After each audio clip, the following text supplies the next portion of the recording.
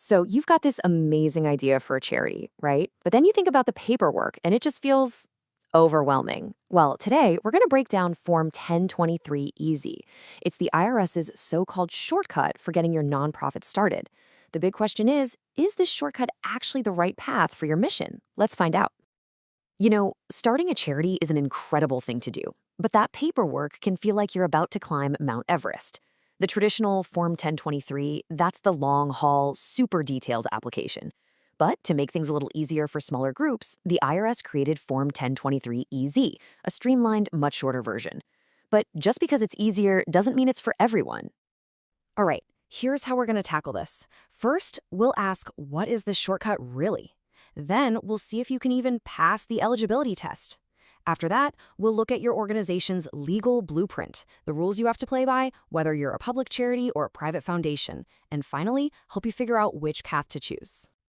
Okay, let's kick things off with the big question. What exactly is this Form 1023 EZ, and what's the big promise here?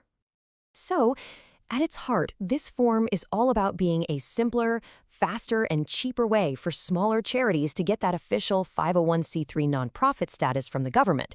And you absolutely need that status, because that's what lets your donors write off their contributions on their taxes. It's a game changer. So the idea of a shortcut sounds great, but can you actually use it? This is the first, and honestly, the most critical hurdle you have to clear. Let's see if you qualify. First things first, let's talk about the money. The IRS has a very firm line in the sand here. Your organization's gross receipts, that's all the money coming in before expenses, can't have gone over $50,000 in any of the last 3 years. And you can't expect them to go over that in the next 3 years either. And there's a second financial check. This one's about your total assets. We're talking about everything your organization owns. Cash in the bank, computers, maybe a building, you name it. The total value of all that stuff has to be under $250,000. Now, this is a big one. Even if you're under those financial limits, certain types of organizations just flat out cannot use the easy form. If you're starting a church, a school, a hospital, or even certain types of foundations, you have to use the long form. There are no exceptions here. Okay, so let's say you've passed the financial tests and you're not on that exclusion list. Awesome. The next gate is all about your organization's DNA. I'm talking about your founding legal documents, like your articles of incorporation. The IRS is really specific about this part. Your founding document needs to have 3 particular promises or clauses written right into it. Think of these as the non-negotiable vows you have to make to get that coveted 501c3 status. First up is what's called the Purpose Clause. You're basically promising the IRS that your organization exists only for charitable, religious, educational, or scientific work. You can't be vague about this. It has to be crystal clear. Second, you have to promise that nobody is getting rich off this. This is the private inurement rule. It means that no profits or earnings can go to private individuals. The money has to serve the mission, not line the pockets of the founders or board members. And finally, there's the dissolution clause. This is so important. It's the permanent dedication rule. It guarantees that if your nonprofit ever shuts its doors, whatever assets are left over have to go to another charity. The money stays dedicated to a good cause, basically forever. So getting that approval letter in the mail is an amazing feeling, a huge win. But it's not the finish line.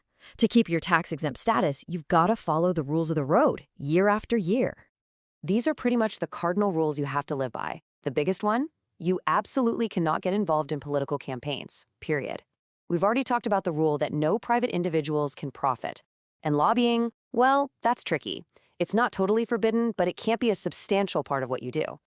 To stay in good standing, you do have to file something with the IRS every year. But here's the good news. For most organizations that use the easy form, it's not some crazy, complicated tax return. It's a super simple online postcard, the Form 990N.